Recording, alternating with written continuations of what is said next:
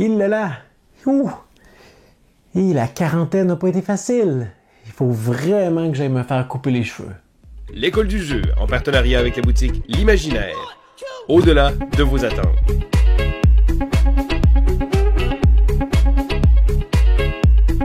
Hey, salut la gang, c'est JP pour l'école du jeu. Je suis de retour avec une semaine de retard avec un nouveau micro pour vous présenter le 10e épisode de la série. Il ne doit en rester qu'un. Alors dans cet épisode, comme d'habitude, je vous présente différents jeux et au terme de l'épisode, je dois me prononcer à savoir lequel de ces jeux est-ce que je désire conserver si ça implique de me débarrasser de tous les autres titres mentionnés et vous aurez l'occasion également d'avoir un droit de parole. Sans plus attendre, allons voir les titres d'aujourd'hui.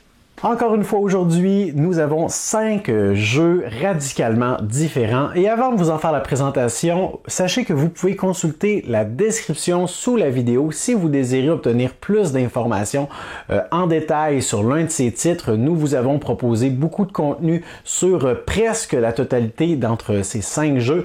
Alors sachez qu'il y a des liens dans la description, c'est là pour ça, pour vous donner davantage d'informations. Maintenant, je vous présente les titres d'aujourd'hui, nos concurrents. Nous avons Jipper, The Rise of Queensdale, Robinson Crusoe, This War of Mine et finalement Argent de Consortium. C'est maintenant le temps pour vous de mettre la vidéo sur pause, d'aller dans la section commentaires, d'ignorer totalement les commentaires des autres pour l'instant du moins, et m'inscrire quel serait le jeu parmi ces 5-ci que vous désiriez conserver dans votre collection finale fictive si ça impliquait de vous débarrasser des 4 autres. La décision n'est pas facile, je le sais. Inscrivez-moi donc votre choix. C'est fait? Vous êtes sûr? Très bien, laissez-moi un pouce vers le haut et sans plus attendre, je vous fais la présentation rapide et sommaire de chacun des titres. Commençons avec, Argent de Consortium, qui est un jeu qui n'est pas beaucoup connu. Un gros jeu, un jeu complexe pour 2 à 4 joueurs, un jeu de placement d'ouvriers. Mais ici, on oublie les placements d'ouvriers où chacun fait ses petites affaires, chacun de son côté, sans trop empiéter sur les plates-bandes des autres. Ici, c'est tout le contraire, parce que vous allez incarner un magicien qui veut prouver à la communauté et aux autres membres de notre université que vous êtes le plus prestigieux, le plus noble, le meilleur dans votre art, les arts occultes de la magie. Et pour ça, eh bien, vous allez avoir tout intérêt à mettre des bâtons dans les roues de vos adversaires. Vous allez développer des sortilèges qui pourront vous avantager ou désavantager les autres. Vous allez récupérer parfois des objets magiques. Vous allez même développer vos capacités en tant que magicien. Un jeu qui, en cours de partie, devient de plus en plus asymétrique. Et c'est un jeu vraiment où l'interaction prime. Et c'est une interaction qui est directe. Alors oui, vous allez ralentir, impacter directement la partie des autres joueurs. Vous allez pouvoir les déplacer du lieu où vous avez placé leur ouvrier. Vous allez pouvoir les ralentir, influencer l'ordre de résolution des actions. Alors vraiment un jeu qui est très original pour un placement d'ouvrier. On continue avec This War of Mine, un jeu à ambiance plutôt glauque, lourde. Ici, un jeu pour 1 à 4 joueurs. Il est possible d'y jouer en solitaire. Difficile à expliquer en termes de mécanisme, mais en fait, vous allez avoir un peu de placement d'ouvriers. C'est un jeu coopératif. Les joueurs jouent ensemble pour gagner ensemble ou pour perdre ensemble. Dans ce jeu, on perd plus souvent qu'on gagne, sachez-le.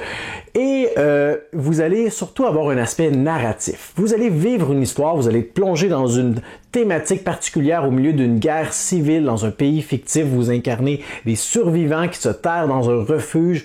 Vous essayez de survivre, vous allez devoir essayer de récolter des ressources, des objets qui pourraient vous servir pour ne serait-ce que fabriquer un lit, ne serait-ce que pour fabriquer un atelier, un petit four pour vous permettre de réchauffer de la nourriture, pour barricader les fenêtres si l'hiver approche. Vous allez devoir quitter votre refuge parfois pour trouver de la nourriture, fouiller les environs, mais attention parce qu'il y a d'autres survivants et ceux-ci ne seront peut-être pas aussi pacifiques que vous et peut-être Choisirez-vous une autre voie? Peut-être choisirez-vous celle du survivant agressif, justement, qui préfère menacer les autres afin d'assurer sa survie.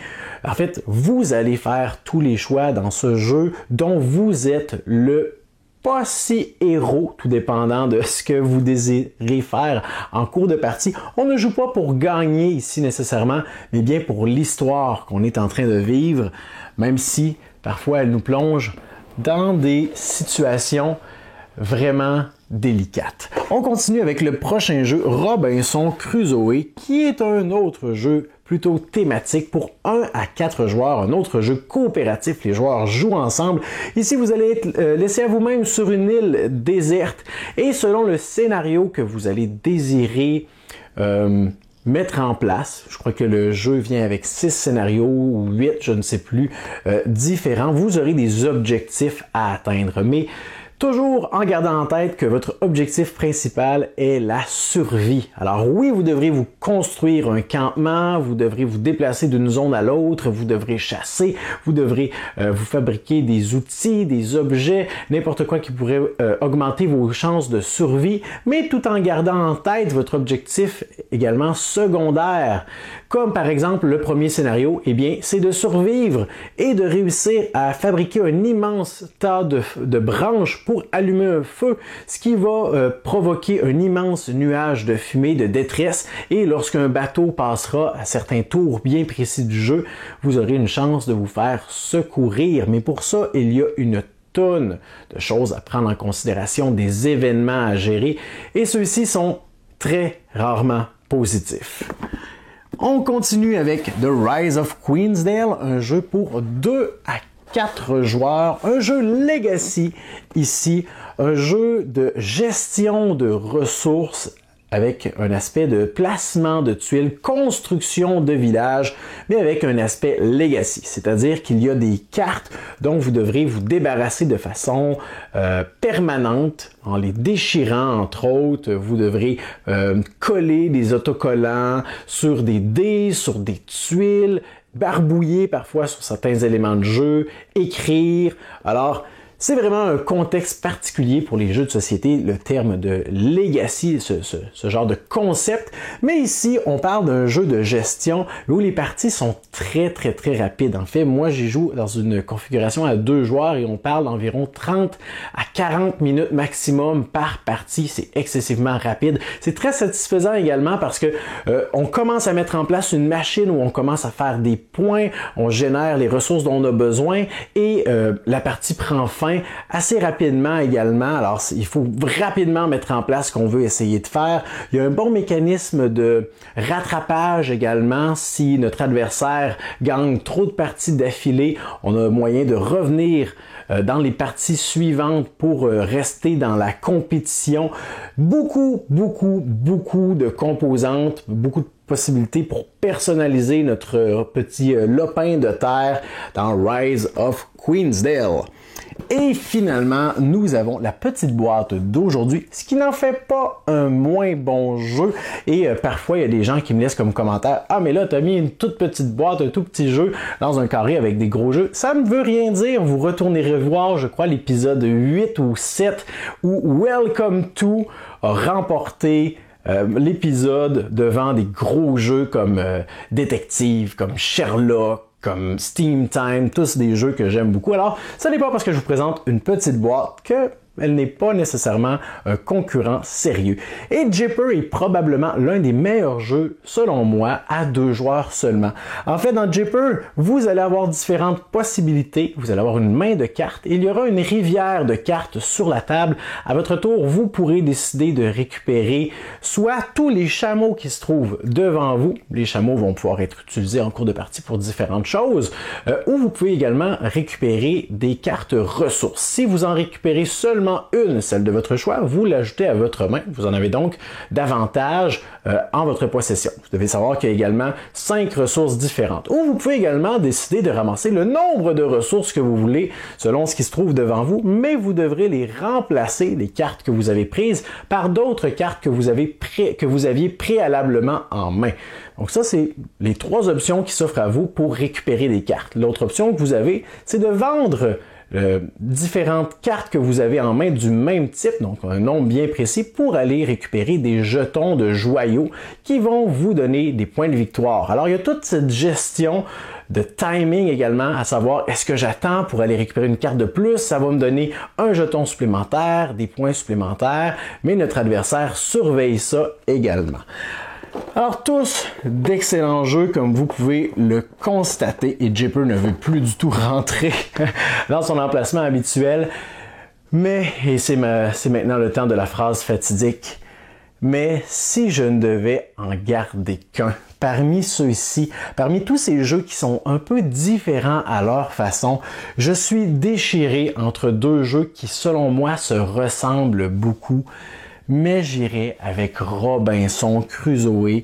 Désolé pour This War of Mine, qui est selon moi le meilleur jeu narratif thématique de la planète, mais malheureusement, c'est un jeu qui est vraiment meilleur en solo. Et moi, je suis un joueur qui aime jouer avec d'autres personnes, et Robinson Crusoe va vraiment bénéficier de la relation entre les joueurs autour de la table, le genre de discussion qui va naître, les interactions, les surprises, le fait que chacun de notre côté, on va résoudre nos actions, on est capable de raconter après ça dans nos mots ce qui s'est passé, on peut le visualiser. Chaque personnage, chaque joueur a son histoire après la fin de la partie, c'est génial. Et pour ces différentes raisons, Robinson Crusoe est mon choix d'aujourd'hui. Je pourrais maintenant exposer la boîte de Robinson Crusoe sur les murs de ma collection finale. J'ai maintenant hâte d'aller lire la section commentaires pour voir quel est le titre que vous avez choisi de conserver parmi les jeux d'aujourd'hui. Si ce n'est pas déjà fait, laissez-moi vos commentaires, laissez-moi un pouce vers le haut, abonnez-vous à notre chaîne si ce n'est pas déjà fait, et moi je vous dis à la prochaine.